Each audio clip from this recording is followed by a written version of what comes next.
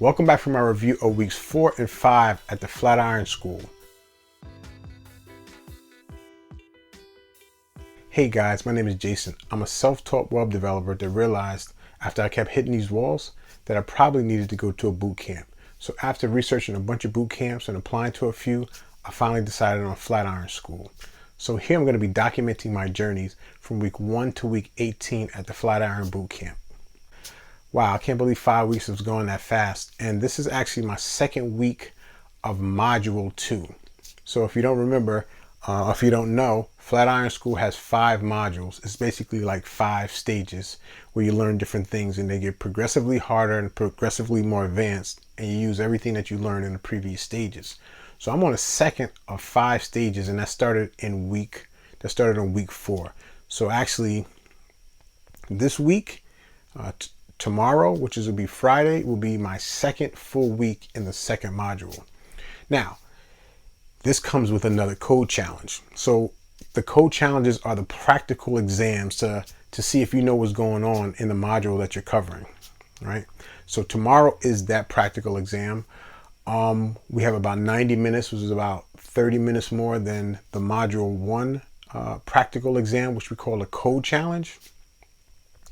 90 minutes is probably not going to be enough for me, but I'm going to do it anyway. But listen, Flatiron has been great.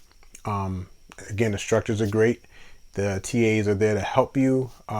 Very great community, very nice community, great community of folks. I've been asked some questions about working, if it's cool to work, or I think you should work during a boot camp. I'm at Flatiron from 9 a.m. to 6 p.m. And even though it is a good chunk of time, and most people think, hey, I can go get a job, from 7 or whatever and work for a few hours. I don't personally suggest that. I could not work and go to Flatiron School because the day doesn't end at 6. You probably commute home, get something to eat, relax, but you have to get back into the work. I know I had to. It's such a fast pace, and you learn such new information at such a fast pace that I have to go home and actually work on it and review and be like, hey, what do we do today? Let me learn it on my own. Let me do some practice problems. Let me do some more labs and do some more examples. So I personally could not work and attend this boot camp. I just couldn't do it. Another question I get is at what level of coding, or how familiar with coding should I be before I actually apply to a boot camp? You probably want to know one of the functional languages, whether it's JavaScript or Ruby or Python.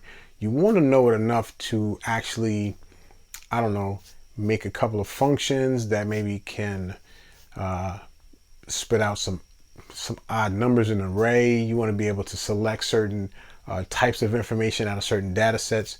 You definitely want to be strong with a functional language to be able to do a few different things. That's probably on a intermediate, a little past a beginner, probably in the intermediate stage of coding. So you want to do that. If you're not sure of what that means for you, apply to some boot camps. All you got to do is go on their website, fill out the application. Most boot camps will give you access to course material to prep you for the technical interview. And those materials will get you from a beginner up to the point where you could actually apply and actually get accepted into a boot camp. So if you're not sure if you have the skills or you're ready for a boot camp, apply to a few boot camps. You don't have to commit to anything. Just get in their system, get access to their information, and start coding from there. Another great resource is Career Karma, which is an app that actually lets you interact with other people who are on a coding journey. They have an excellent amount of resources. They have a great 21-day challenge that I did before I went into boot camp.